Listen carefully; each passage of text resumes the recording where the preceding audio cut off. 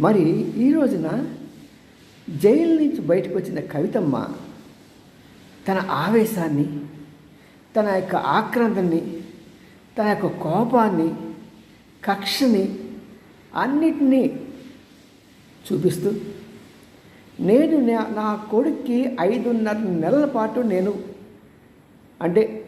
నేను చూడలేకపోయాను. ఈ బాధ నేను నాకు మిగతా అన్నిటికన్నా కూడా ఎక్కువ బాధించింది ఈ కొడుకు ఫ్యామిలీతో దూరంగా ఉండటమే, ప్రత్యేకంగా నా కొడుకుతో దూరంగా ఉండటం అనేది.